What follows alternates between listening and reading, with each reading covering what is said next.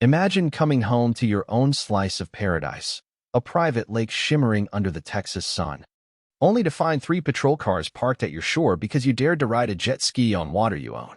That's the kind of genius I was up against when the HOA president, a woman named Ellen Harper, decided she was the queen of my 150-acre ranch.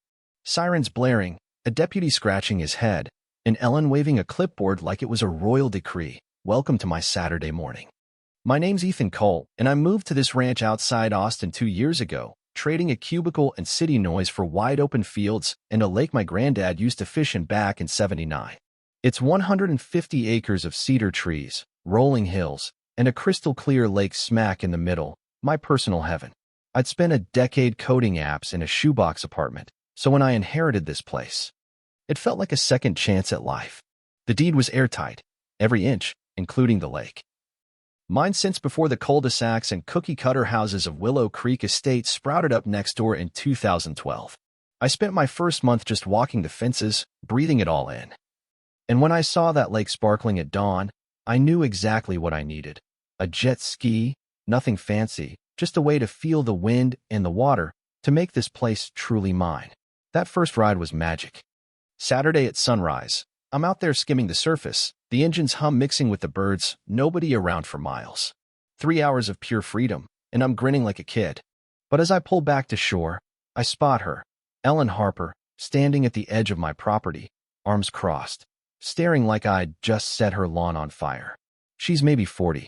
With a bob haircut and a sweater tied over her shoulders like she's auditioning for a country club.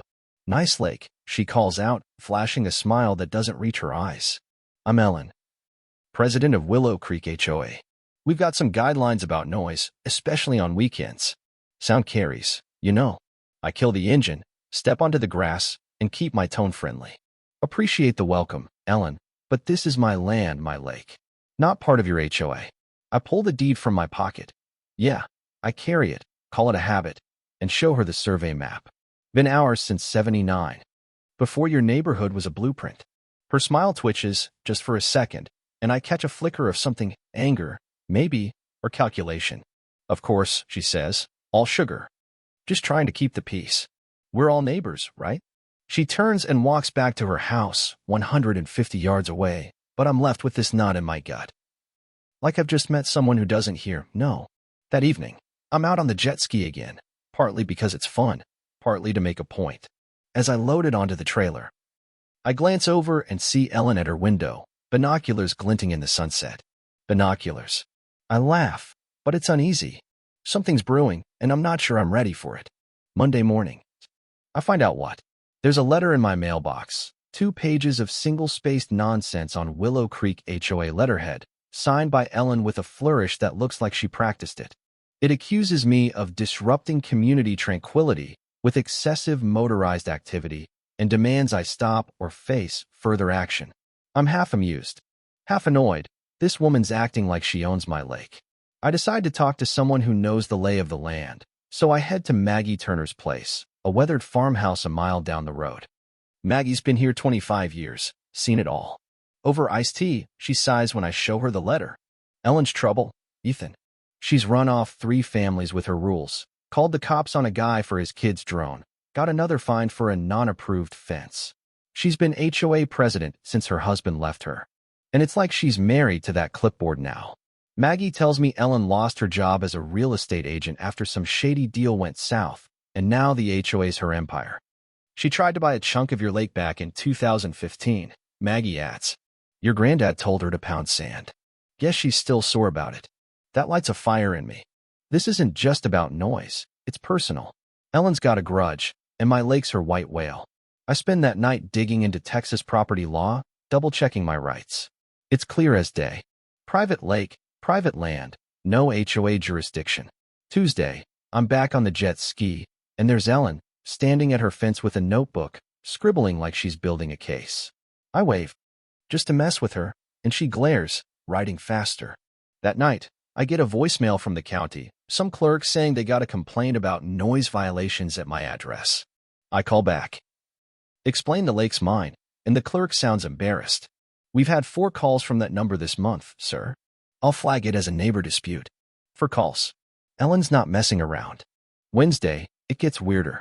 I'm checking my mail when a car peels out across the road. Ellen, snapping pictures of my shore like she's in a detective movie. Thursday, the state environmental office calls, saying someone reported my jet ski for habitat destruction.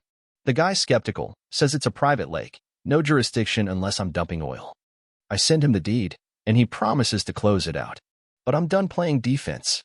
I start documenting photos of Ellen with her binoculars, screenshots of her complaints. A timeline of every move she's made. I dig online and find gold. Public records of Ellen's disputes, 5 and 6 years, including a restraining order from a neighbor whose dog she kept reporting. And that 2015 letter from my granddad, flat out refusing her offer to buy the lake. She's been obsessed for a decade. Friday night, my phone rings. It's Deputy Sam Carter, County Sheriff's Office. Mr. Cole, we've got reports of illegal activity on your property, unauthorized water use, environmental violations. Can we meet tomorrow to sort this out? My stomach drops, but I keep it cool. Sure. 10 a.m. I'll have my deed ready. I barely sleep, thinking about Ellen's nerve, calling the cops on me for enjoying my own lake. Saturday morning. I'm on my porch with coffee and a folder thick with documents. Deed, jet ski registration, my harassment log. Ellen's at her fence, clutching a binder like it's her life's work. Deputy Carter pulls up. And before I can speak, Ellen's marching over, voice sharp. Officer, this man's been terrorizing our community with that machine. It's a noise hazard, an environmental disaster. She hands over her binder, photos, noise charts, even a diagram of my shoreline labeled violation zone. I stay calm, hand Carter my folder. Deputy, this lake's been mine since '79. Here's the deed, the survey, everything. I'm not in the HOA. Carter flips through my papers, then hers, and I see his eyebrow twitch. Mrs. Harper, he says, slow. This deed shows the lake's private, owned by the Coles since before Willow Creek existed. Noise ordinances don't apply to recreational use on private land. And the state already cleared the environmental claim. Ellen's face tightens. But the community standards, Carter cuts her off. Ma'am, your standards don't override his deed. And filing false reports? That's a misdemeanor. He turns to me, lowers his voice. Keep a record of this, Ethan. She's pushing it. Ellen storms off, and I'm left shaking my head, half relieved. Half braced for what's next. That evening, I'm on the jet ski, and there she is, filming me from her yard with a tripod. I'm starting to think this woman needs a hobby. The next week, Ellen doubles down. She's out there daily, measuring my shore with a tape, snapping photos like she's got a warrant. Monday, the environmental inspector shows up, checks the lake, and laughs. Cleanest water I've seen in years. Whoever called this is wasting my time. Tuesday, Ellen files another noise complaint, dismissed. Wednesday, I catch her setting up a camera aimed at my dock. I've had enough. I walk over, try to reason. Ellen, let's find a middle ground. I'll stick to weekends, keep it to afternoons. Work with me. She glares, voice shaking. That lake's a public resource. It should be quiet, natural, not your personal racetrack. Public resource? She's delusional. I see it now. This isn't about noise or rules. She wants control. Wants what she couldn't buy. I walk away, knowing there's no reasoning with her. Thursday, she crosses a line. Sirens again. Carter's back, looking pissed. Ethan. She says you threatened her last night. My jaw drops. Deputy, I offer to compromise. No threats, just talk. I show him my log, the photos, the deed. He reads it, shakes his head. This is her 5th false report in 3 weeks. She's digging herself a hole. He warns her about harassment charges, but I'm done waiting. Ellen's not stopping, so I'm going on offense. Friday. I head to the hardware store, buy wood and paint, and build a sign, big, bold, impossible to miss. Cole Ranch Lake, private property, HOA free since 1979. Below, a timeline, every complaint, every false report, Ellen's name in black letters. I plant it right at the property line, where every Willow Creek driver can see it. Ellen's watching, binoculars out, and I give her a wave. But I'm not done. I print flyers, invite the whole neighborhood, HOA and all, to a Saturday barbecue. Come learn about property rights, eat some ribs, see the lake. Maggie's in, and so are a dozen others, even some of Ellen's neighbors, fed up with her rules. Saturday's perfect, blue sky, breeze off the lake. 20 people show up, kids running around, burgers sizzling. I set up a table, show the deed, the survey, my timeline. This lake's been ours for decades, I say. Ellen's been calling the cops, the county, the state, trying to control what I do on my land. The crowd's hooked. A guy named Tom pipes up. She fined me for my kid's swing set. Said it ruined her view. A woman, Sarah, nods. She reported my dog for barking once. Maggie chimes in. She's been after this lake since she moved here. Tried to buy it, got told no, and now she's taking it out on Ethan. The air's electric. People are done with Ellen's reign. Then, like a scene from a movie, she appears, storming across my lawn with a stack of papers. This is an illegal gathering. She shouts. You're violating HOA standards. Disperse. Or I'm calling the police. The crowd goes silent. Then Maggie starts laughing, and it spreads like wildfire. I step forward, holding up my deed. Ellen, this is my land, my guests. You've got no power here. Her face is beet red, and she pulls out her phone, dials 911 right there, screaming about disputed property and harassment. I look at the crowd, shrug. Guess we're getting a show. 20 minutes later, Deputy Carter rolls up, and I can tell he's had it. He doesn't even look at Ellen's papers. Mrs. Harper, he says, voice like steel. I'm here about your 9 false reports in 6 weeks. Noise? False. Environmental damage? False. Threats? False. You've been reporting a man for using his own lake, private since '79.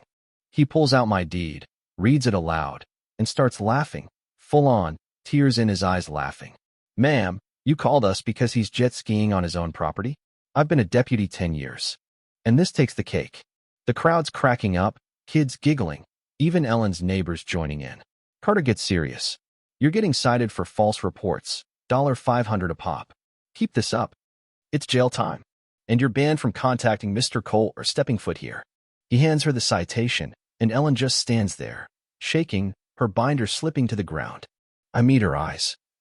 Calm as can be. Told you, Ellen. It's my lake. The barbecue goes on, louder now, folks toasting to freedom. Ellen slinks back to her house, and I know it's over. A week later. She's voted out as HOA president. Maggie takes over, scraps the petty rules. Ellen's house goes up for sale a month later. Her for sale sign a quiet surrender. The neighborhood's different now. Maggie's HOA respects property lines, and my lake's become a community spot. Kids swim, families fish, all by invitation, not control. I'm out there every weekend, jet ski roaring. And when Carter drives by, he waves, still chuckling about the woman who thought she could police my water.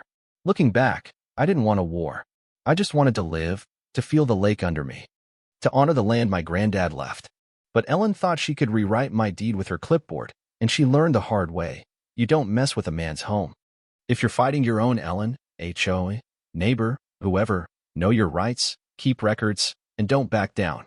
Sometimes, justice is a deputy laughing so hard he cries, and a sign that says, "This is mine." So, what would you have done? Played nice longer, or put up that sign day one?